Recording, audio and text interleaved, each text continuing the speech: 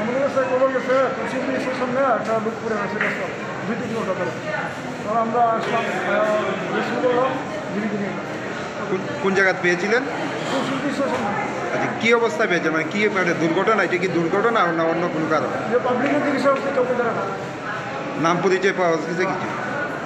কথা বলতে পারে না।